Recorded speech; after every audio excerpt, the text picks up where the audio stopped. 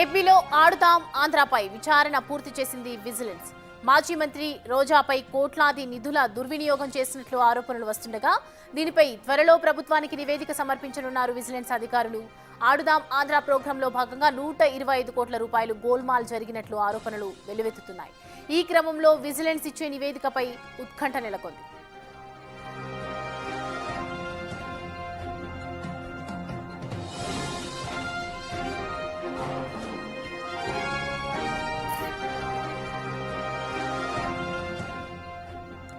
గత వైసీపీ ప్రభుత్వ హయాంలో నిర్వహించిన ఆడుదాం ఆంధ్ర కార్యక్రమంలో నిధులు దుర్వినియోగం అయ్యాయన్న ఫిర్యాదులపై విజిలెన్స్, ఎన్ఫోర్స్మెంట్ విభాగం దర్యాప్తు చేపట్టాయి. ఈ మేరకు దర్యాప్తు పూర్తి చేసి ప్రాథమిక నివేదికను కూడా సిద్ధం చేశాయి. డీజీహెచ్ పరిశీలన తర్వాత ప్రభుత్వానికి సమగ్ర నివేదిక అందజేయనుంది విజిలెన్స్. ఢిల్లీ, ఉత్తరప్రదేశ్, బెంగళూరు ప్రాంతాలకు చెందిన 6 సంస్థల నుంచి క్రీడా పరికరాలు కొనుగోలు చేసినట్లు గుర్తించారు. క్రీడా పరికరాల కొనుగోలు నుంచి క్రీడాకారులకు పంపిణీ, పోటీల నిర్వహణ నుంచి విజేతలకు నగదు బహుమతుల కేటాయింపు వరకు అన్ని కోణాల్లోనూ విజిలెన్స్ విచారణ చేసింది. పలు జిల్లాల్లో నిధులు దుర్వినియోగమైనట్లు కూడా గుర్తించారు విజిలెన్స్ అధికారులు.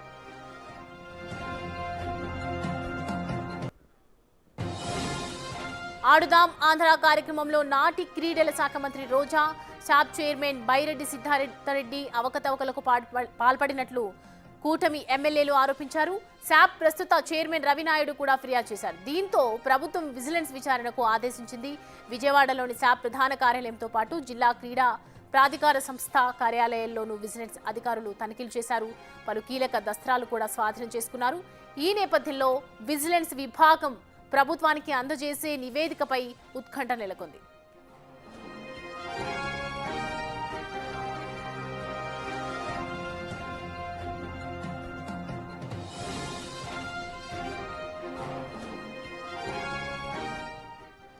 ప్రత్యేకించి 37.50 కోట్లతో క్రీడా పరికరాల కొనుగోలులో కమిషన్ల వ్యవహారం నడిచినట్లు ఫిర్యాదులు వచ్చాయి.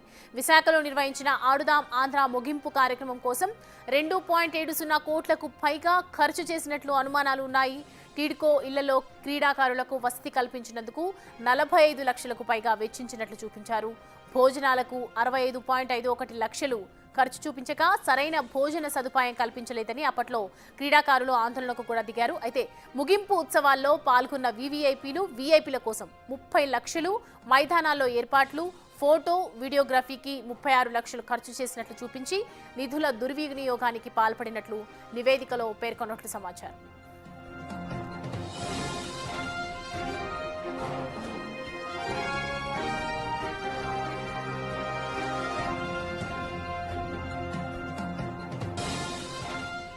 ఈ అంశానికి సంబంధించి పూర్తి డీటెయిల్స్ మా ప్రతినిధి అమరావతి నుంచి శివ అందిస్తారు. శివ లైన్ లో ఉన్నారు మనకి.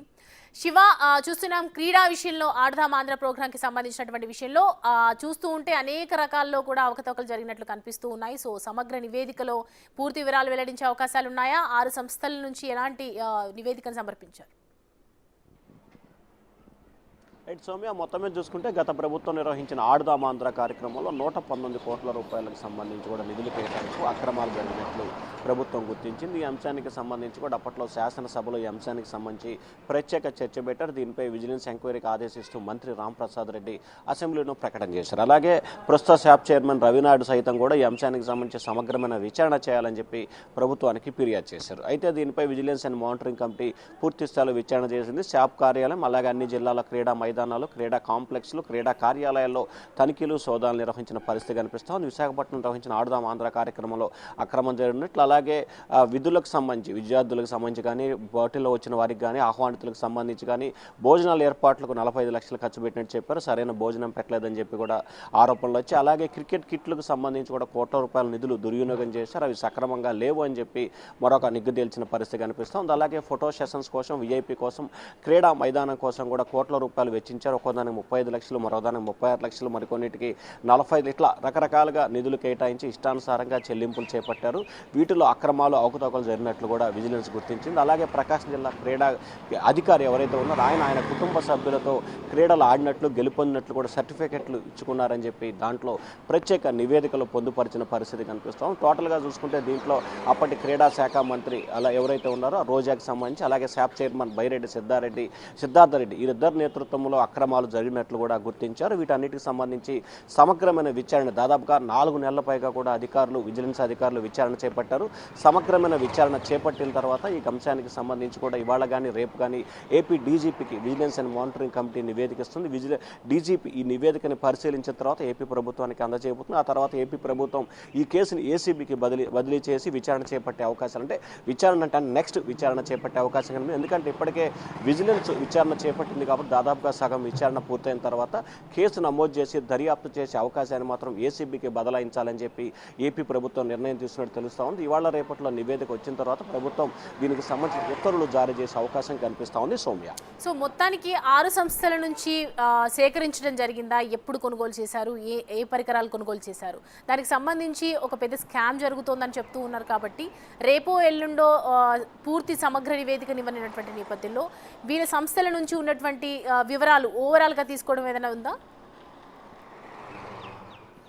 అంటే ఇప్పటికే ఏదైతే vigilance and monitoring committee Tirupati, Visakhapatnam, Delhi, Uttar Pradesh, Bombay, Maharashtra కొన్ని ప్రాంతాలకు సంబంధించి క్రీడా పరికరాలు కొనుగోలు చేయటం, క్రీడలకు సంబంధించి లావాదేవీలు కొనసాగించినట్లు కూడా గుర్తించారు. సో ఆయా సంస్థల నుంచి అంటే మొత్తం దాదాపుగా మీరు చెప్పినట్లు కూడా 6 సంస్థల నుంచి కూడా లావాదేవీలు కొనసాగించినట్లు విజిలెన్స్ అండ్ మానిటరింగ్ అధికారులు గుర్తించారు. వారికి సంబంధించిన ఒరిజినల్ బిల్స్ని కూడా సేకరించినట్టు తెలుస్తూ ఉంది. ఒరిజినల్ బిల్స్ అలాగే అధికారులు ఏదైతే ఆడుదాం ఆంధ్రాకి సంబంధించి అయిన ఖర్చులకు సంబంధించి అధికారులు సబ్మిట్ చేసిన బిల్లులకు సంబంధించి భారీ స్థాయిలో వ్యత్యాసం ఉన్నట్లు కూడా గుర్తించారు.